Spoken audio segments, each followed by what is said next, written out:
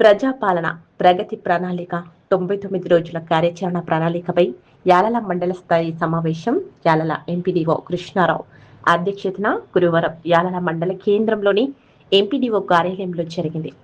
అయితే ఈ సమావేశంలో ఇంతవరకు కూడా ఆయా గ్రామ పంచాయతీ కార్యాలయాలలో వివిధ శాఖల అధికారులు తాము చేపట్టిన పనుల గురించి సమావేశంలో వివరించారు.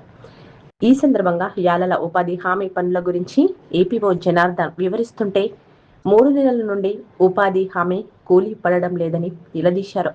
దీంతో ఈ కార్యక్రమంలో యాలల తహసీల్దార్ వెంకటస్వామి, యాలల ఎంపీడీఓ కృష్ణారావు, యాలల ఎస్ఐ విఠల్ రెడ్డి, యాలల విద్యాధికారి మహిపాల్ రెడ్డి, మండల వ్యవసాయ అధికారి శ్వేత, machine Bhagiratha, AE Prabhakar Rao, యాలల MPO Anandarao, మండల గ్రామ పంచాయతీ సర్పంచులు, ఉప సర్పంచులు, పంచాయతీ సెక్రటరీలు, వార్డు సభ్యులు, వివిధ శాఖల అధికారులు తదితరులు పాల్గొన్నారు. 7,924 మందికి 23 లక్షల రూపాయలు అనేది వాళ్ళకు సన్న బియ్యంలో ఇవ్వడం జరిగింది. సన్న రకం పాడికి 78 మందికి 12,12,000 రూపాయలు అనేది ఇవ్వడం జరిగింది. తర్వాత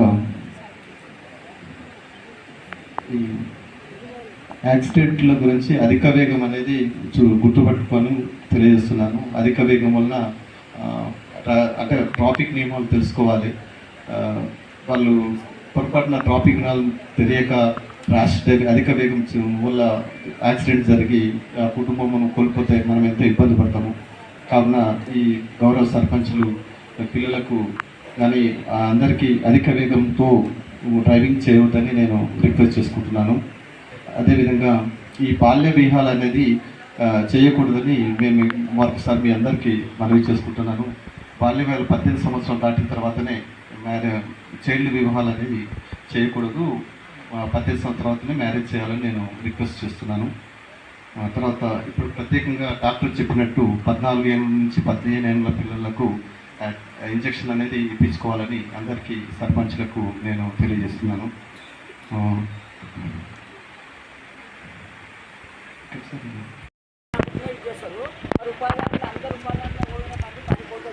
రూపాయలు మీరు చెప్తున్నావు ఇట్లా సార్ సమావేశం మీ దగ్గర పెండింగ్ రాష్ట్ర ప్రభుత్వమా కేంద్రం పెండింగ్ ఉంది సార్ చెప్పండి సార్ మాకు 3 నెలల వల్ల పేమెంట్ రాలేదు. మనం జంగల్ కటింగ్ చేసినాం అది పుస్తకం గ్రామ పంచాయతీ 3 వారాలు చేసినాం పేమెంట్ లేదు. మరి ఏం తినాలి సార్ 2 నెలలు అయింది అని చెప్తున్నావు.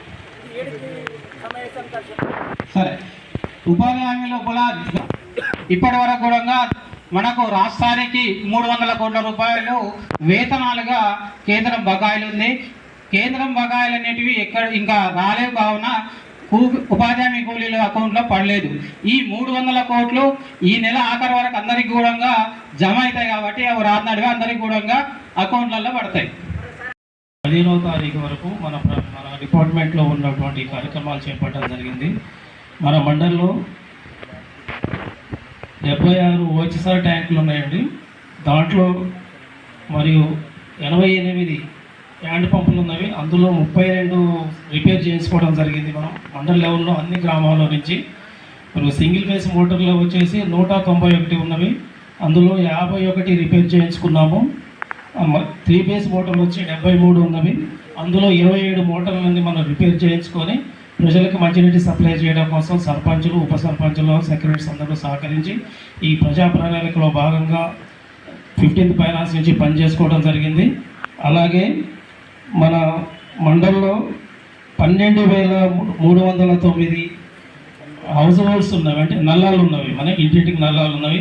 దాంట్లో భాగంగా మిషన్ భగీరథ డిపార్ట్మెంట్ నుంచి మన వాటర్ సప్లై ఒక్క మనిషికి 100 లీటర్ల చొప్పున, ఒక ఫ్యామిలీకి 400 లీటర్ల చొప్పున సప్లై చేయడం జరుగుతుంది. ఇంతకుముందు 2వ తారీఖు రోజు గ్రామ సభలు ఏర్పాటు చేసుకొని గ్రామాలలో అభివృద్ధిపై చర్చించడం జరిగింది. అక్కడ వనరుల గురించి చర్చించడం జరిగింది. ఈరోజు మండల స్థాయిలో అభివృద్ధి గురించి వివిధ విభాగాల అధిపతులు వారందరూ కూడా వారి అభివృద్ధి గురించి చెప్పడం జరిగింది. తర్వాత జిల్లాలో మే 2వ తారీఖు జిల్లా స్థాయిలో కూడా ఉంటుంది. తర్వాత రాష్ట్ర స్థాయిలో కూడా ఈ సమావేశాలు ఉంటాయి కనుక ఇట్టి సమావేశానికి విచ్చేసినటువంటి ఇంతసేపు సమయం కేటాయించినందుకు సర్పంచుల గారికి, మహిళా సర్పంచుల మన గారికి, ఉప సర్పంచుల గారికి, వార్డు సభ్యులకు, ఇతర గ్రామాల నుంచి వచ్చినటువంటి పుర ప్రముఖులు, యువకులు, తర్వాత మా కార్యదర్శులు వారు కూడా ఈ సమావేశానికి సహకరించినందుకు వారికి కూడా ప్రత్యేకంగా పత్రికా సోదరులకు ప్రత్యేకంగా వారికి కూడా ధన్యవాదాలు తెలియజేసుకుంటూ చేయండి, షేర్ చేయండి, కోసం ఛానల్ ని సబ్స్క్రైబ్ చేయండి. అలాగే ఇక్కడ ఉండే ఈ గంట సింబల్ ని క్లిక్ చేయండి. మేము అప్డేట్ చేసే ప్రతి వీడియో నోటిఫికేషన్స్ మీకు వచ్చేస్తాయి.